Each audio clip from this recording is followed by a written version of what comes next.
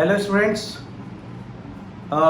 आज आपको कल आपका बहुत ही क्रूशियल एग्जाम होने जा रहा है, that is maths GACV class 10 13 मार्च। ठीक है, उसके लिए लास्ट मिनट टिप लेके आओ। Sorry I am quite late, but since morning it was a very hectic day, क्योंकि अपने भी बच्चे हैं, उनका भी एग्जाम है। But I thought I should come up with last minute tips. I would recommend कि अगर आप इसको ढंग से फॉलो करो तो that will definitely going to help you out in the exams. ठीक है, तो चलो फटाफट लेट नहीं करते, पहले तो यहाँ से स्टार्ट करते कि कल आपका पेपर है। पहला तो कंफ्यूजन स्टैंडर्ड और बेसिक को लेके प्लीज वो दिमाग से निकाल देना, वो स्टैंडर्ड हो कि बेसिक है। ठीक है, only the matter is the weightage of questions और द चैप्टर का जो वेटेज है, बाकी it is going to be the same. इधर you belong to the basic fraternity और द स्टैंडर्ड फ्रेटर्निटी, उससे कोई फर्क नहीं पड़ने वाला है। ठीक है, खाली आपको ध्यान ये रखने का है कि वेटेज अलग अलग है, जो आपको ऑलरेडी आपके टीचर्स ने बता के रखा होगा कि आपको कौन से पोर्शंस पे ज़्यादा ध्यान देना है स्पेशली। और बेसिक मैथ्स के अंदर जो स्टैटिस्टिक्स है, प्रोबेबिलिटी है, AP है, ये सब का वेटेज ज़्यादा है और सिम्स EG भी है। ठीक है, तो बाकी pattern is going to be the same. जो section A B C D है वो सब एक ही जैसा है। तो आप पहला तो इल्यूजन दिमाग से निकाल दो। ठीक है, और आपके लिए बेस्ट है, एक मैंने सिनॉप्सिस बना के रखी है 4 पेज की। ठीक है, सिनॉप्सिस 4 पेजेस, इसके अंदर सारे चैप्टर्स आ गए आपके मैथ्स के 4 पेज। आप मेरे को व्हाट्सअप कर देना कि sir send me the synopsis, I share with you. ठीक है, मैं आपको पिक्चर भेज दूंगा। Please make sure before getting into the examination hall, बेटा वो 4 पेज ही है, वो 4 पेज पूरा ढंग से पढ़ लेना। वो सारा कुछ आपको रिकॉल हो जाएगा before getting into the examination hall. दूसरी इंपॉर्टेंट चीज है कि कुछ सर्टेन फॉर्मूलाज होते हैं जो आपको डिस्टर्ब करते हैं, परेशान करते हैं। तो the moment you get into the examination hall, जब आपको आंसर क्वेश्चन पेपर मिले, उसके पहले आपको आंसर शीट मिले, आप सीधा क्या करो कि पीछे वो सारे formulas on the back side लिख डालो। वो चाहे ट्रिग्नोमेट्री के वैल्यूज हो, ठीक है, ट्रिग्नोमेट्री के वैल्यूज हो या AP के फॉर्मूलाज। ठीक है, ये जो भी है वो पहले से जाके वहां पे लिख डालो, that will help you out. ठीक है, कि क्या होगा, अंडर प्रेशर आप भूल जाओगे क्या फॉर्मूला था, कैसा था। सिनॉप्सिस के अंदर मैंने सारे फॉर्मूलाज, इंपॉर्टेंट फॉर्मूलाज मैंने जॉट डाउन करके रखे हुए, तो आप उसको रेफर करके मेमोराइज कर लेना। सेकेंडली बहुत इंपॉर्टेंट क्या है, math is not about reading. ठीक है, बहुत सारे बच्चों की ये तकलीफ है, रीडिंग करते हैं तो समझ में आता है, when they started to solving it they are finding it difficult to solve. Math is not about reading questions, it's all about writing. आप समझो। ठीक है, अभी आपके पास टाइम कम है तो रात तक लेट तक पढ़ना की जरूरत नहीं बेटा। जो क्वेश्चंस आप अभी तक करते आ रहे हो, उस क्वेश्चन में जो तकलीफ पड़ रही है, पर्टिकुलर टाइप के क्वेश्चंस होगा जो बार बार इट विल ट्रबल यू, तो आप उसको देख के राइटिंग में एक बार प्रैक्टिस कर लो। ठीक है, नए कोई भी क्वेश्चंस ट्राई मत करना। ठीक है, जितना आपने किया है बस उतना ही करो। ठीक है, कुछ सेक्शन C और D के क्वेश्चंस बेसिक और स्टैंडर्ड के अलग अलग इंपॉर्टेंट क्वेश्चंस है। ठीक है, आप मेरे को व्हाट्सएप करोगे बेटा, वो भी शेयर कर दूंगा, तो लास्ट मिनट वो भी एक बार गो थ्रू कर लेना। ठीक है, that will help you out. Secondly तो रीडिंग है, देखो हमारा जो माइंड है ना, वो इल्यूजन वाला काम है। आप जब पढ़ते रहोगे, our brain is connecting dots, आपको लगेगा हाँ सब समझ में आ रहा है, but when it comes to the writing part you will be finding it difficult to solve. ठीक है, तो अभी लास्ट मिनट कोई भी रिस्क लेने की जरूरत नहीं है। आप सिंपल क्या करना, आज अभी के बाद जब आप वीडियो देखोगे 7 8 10 क्वेश्चन करना, बट राइटिंग में करना बेटा, रीडिंग में मत करना। फॉर्मूला मैंने सिनॉप्सिस में दिया, वो रट जाना, वो काम में ही आने वाला है, it is going to help you out. ठीक है, देखो सेक्शन A जो है वो 24 मार्क्स का है। ठीक है, जिसके अंदर MCQs हो कि फिलअप्स हो, सबके अंदर ऑप्शंस तो मेंशन होंगे ही।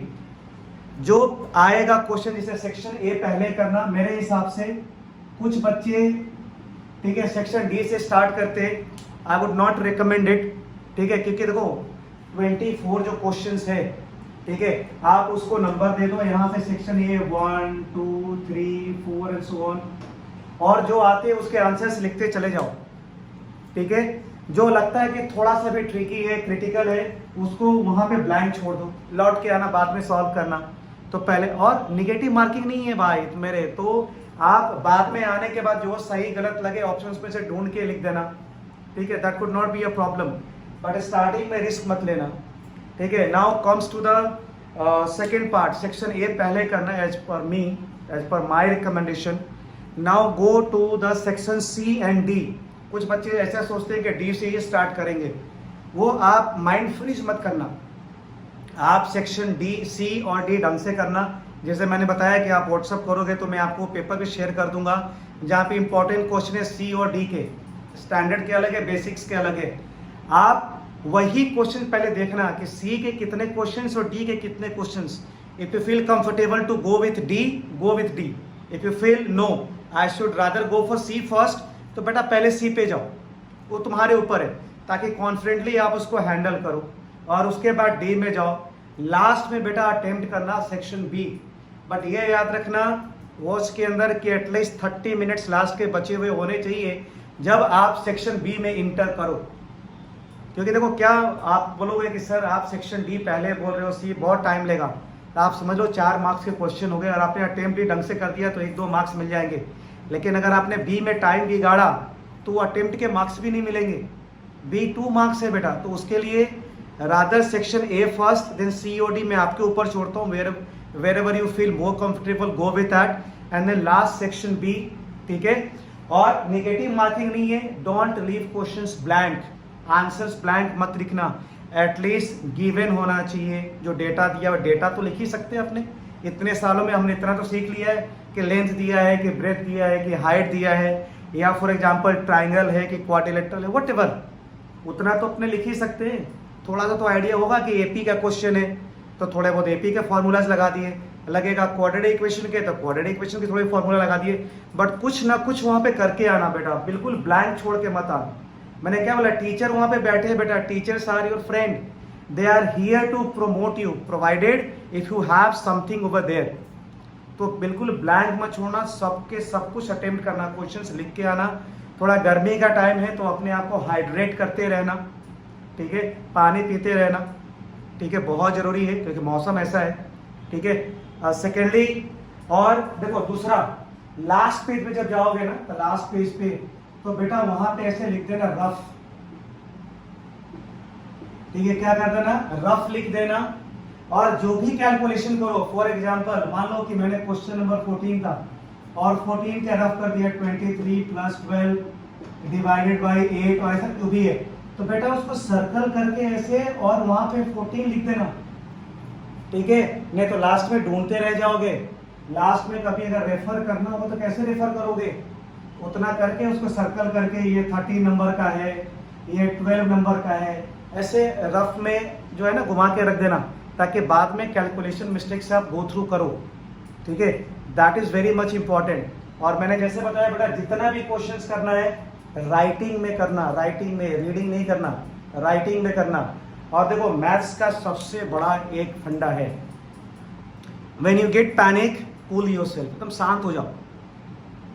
हमारे को कितने मार्क्स चाहिए आपको मालूम है, डिफर्स पर्सन टू पर्सन, ठीक है, सबको कितना एक एक्सपेक्टेशन तो होगी, मेरे को इतने मार्क्स चाहिए, तो मेक श्योर कि वो ध्यान रखना कि वो मार्क्स कैसे आने वाले हैं, ठीक है।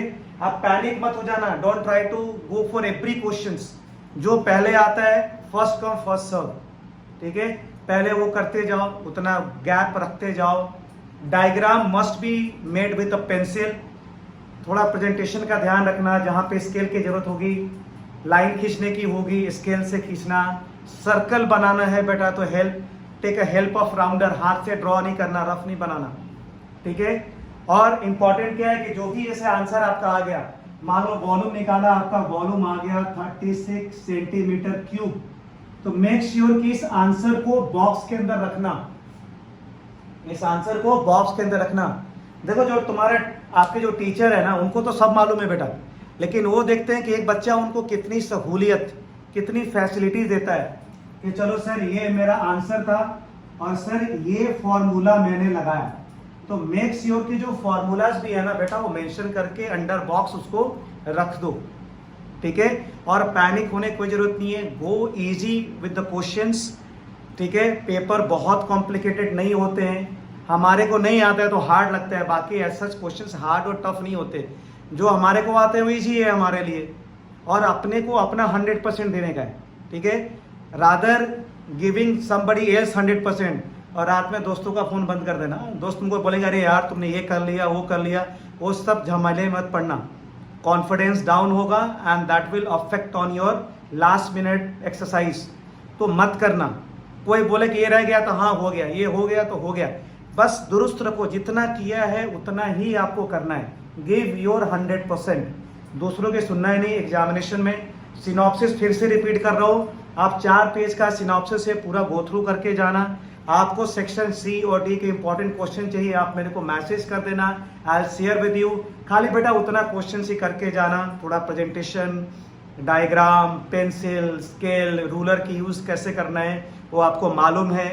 सेक्शन ए फिर से रिपीट कर रहा हूँ, पहले करना, सेक्शन सी और डी उसके बाद अटेम्प्ट करना, वो भी मैंने आपके ऊपर छोड़ दिया है। उसके बाद लास्ट में बेटा बी पे अटेम्प्ट करना, ठीक है। और ज़्यादा टाइम नहीं ले रहा हूँ बिकॉज आपके पास वीडियो देखने के लिए ज़्यादा टाइम नहीं रहेगा। So work hard, wish you all the very best. और कुछ भी ऐसा क्वेरी होगा तो ये yes you can come to me, science के लिए और एसएस के लिए भी definitely I will connect with you. Till then all the best बेटा, keep yourself cool and calm and give your 100%, not others, ठीक है। All the best guys, all the best.